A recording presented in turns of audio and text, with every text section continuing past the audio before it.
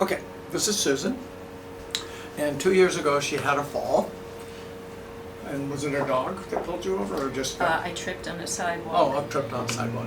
And she hit her side, she hit her head. Crashed right here. And she's had multiple different kinds of treatments, osteopathy, chiropractic, craniosacral, and it's still not the same. She still gets kind of dizzy within herself, not the room's turning, but feeling like that inside. Her upper neck is jammed and so forth. We're gonna see if we can help her. Now we're gonna do really specific tests, no general tests. Those are good, but they won't fix something like this. So we're going to do an exam first.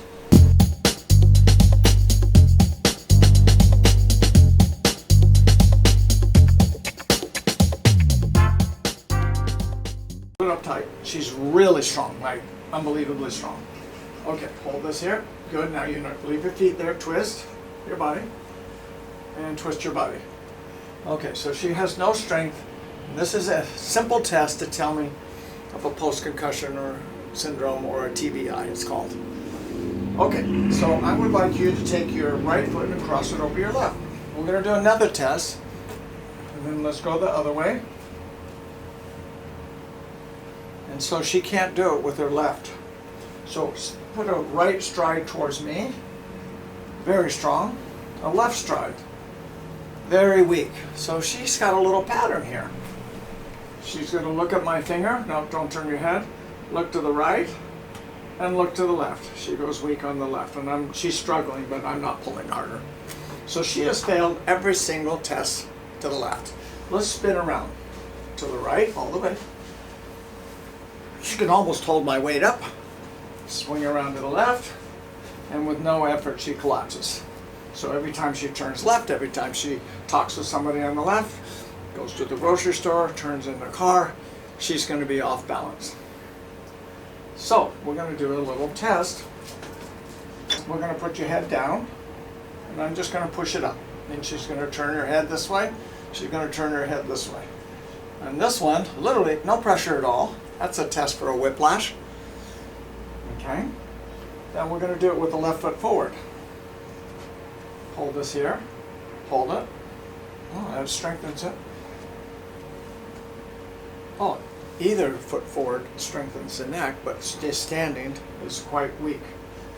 Okay, put your head back. Hold your arm up. Turn your head way that way. Turn your head way this way. Put your head down there. Put your head down here. Okay. None of those have to be treated. I'd like you to sit on this. She's going to hold her arms up. I'm going to push. Very strong. Turn. Push. Very strong. And literally nothing, half an ounce, she can't hold it in this direction. So we're going to try something. She's going to turn her body this way. She's going to turn her head this way. And I'm going to do, using an instrument, a brainstem treatment. And it's going to be multiple taps, maybe with about 5 pounds of pressure. Just enough to move that atlas, the first bone in there, send some impulses into the brainstem. And then we're going to see what happens to her. She's going to raise her arms above her head. Hold it. Good. Hold it. Good. I can't even move it now. So she's going to stand. Face me. Your left foot forward. She's very weak in this position, so stay here. She can't hold this. Put the right foot forward. She can easily hold that. So let's do the left foot. And she's going to stay in that position. I'm going to turn her head.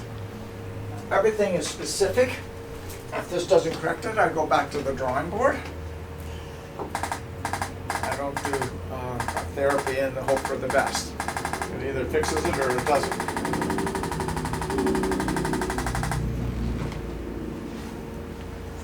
We're going to see how that does. That's a lot of difference. Okay, sit here. And we were testing and we found that everything to the left going forward, she was weak. Now I'm going to test her and see how does she do backwards. I'm going to pull forward, see if she holds. I would have to hurt myself to pull her, she's that strong. Oh, this one, I would say less than a pound of pressure, not even trying.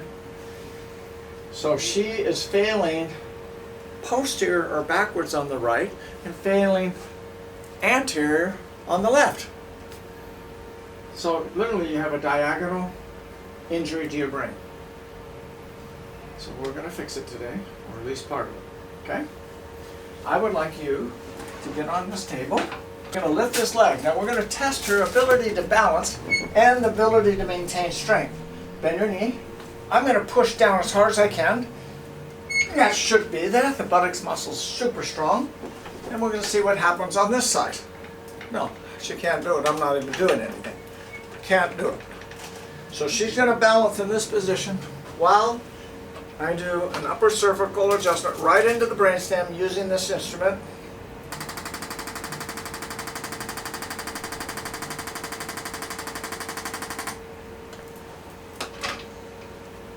And she's going to hold this up.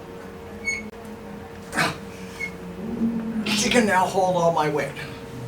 That's pretty good, isn't it? Okay, sit here again. Do. Very strong. Left leg over your right. And she does literally nothing there. Collapsing. Turn your head to the left. Okay, put your head straight. Go this way. And go this way. None of those things seem to be a problem. Okay.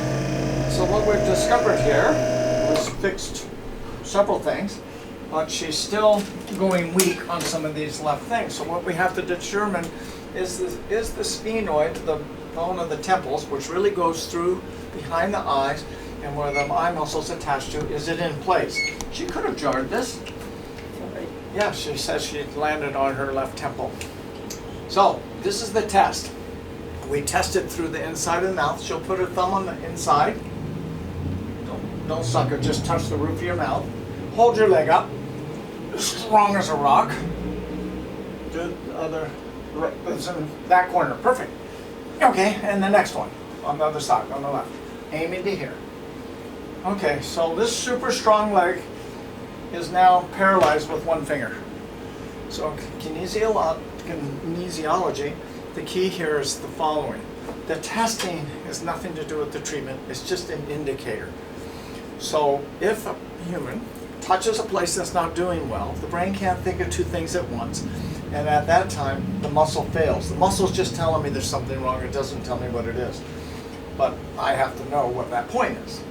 So we're going to put that bone in place and then see if that fixes everything. So you're going to put your thumb on that left side of the roof of the mouth. You're going to keep your arm really strong. You're going to aim here. Oh, relax. Just keep the thumb strong. Because I'm going to be pushing up. That's all I'm going to do. So breathe in. Keep the thumb straight. Breathe in and out. Breathe in and out. Breathe in and out. Breathe in and out. Breathe in and out.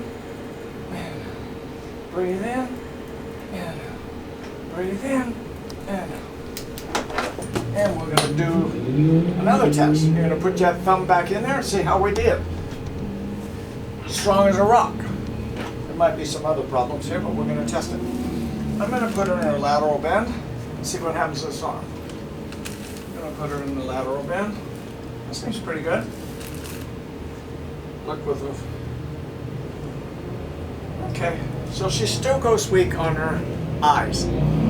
So it's been 2 years or so, and so what that means is the bones of the skull were jarred, the upper cervical were jarred, and the eyes adapted to that malposition.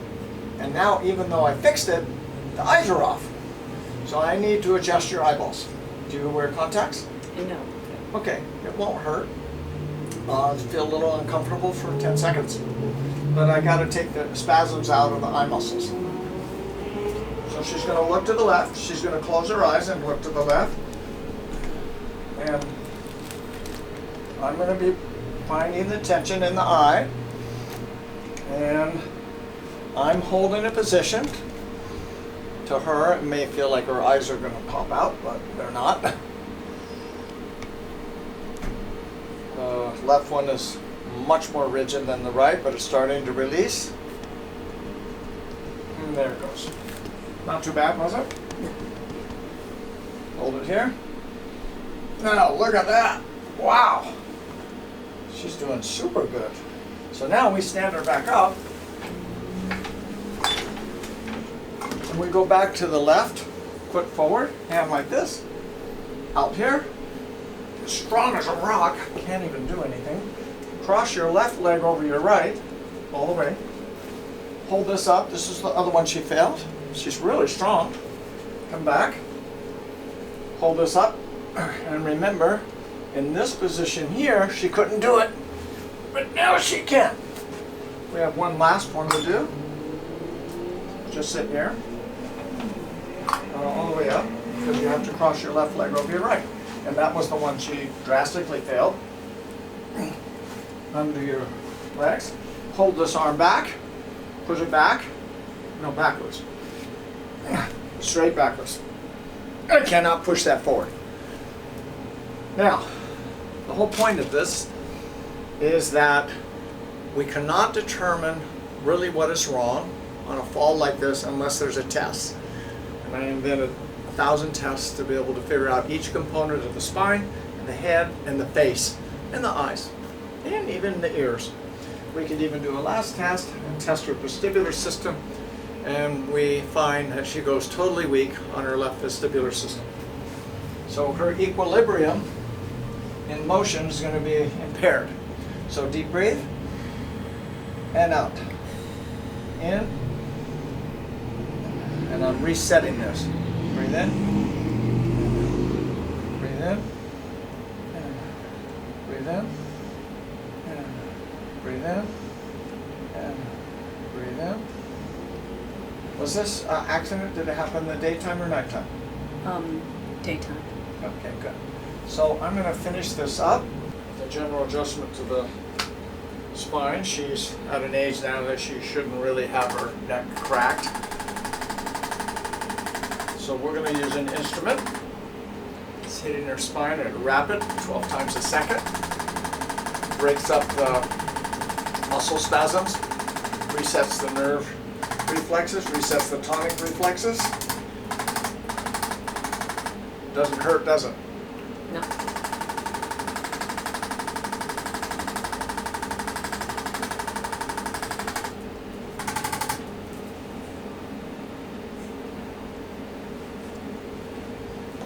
So I think we did very good in the first appointment.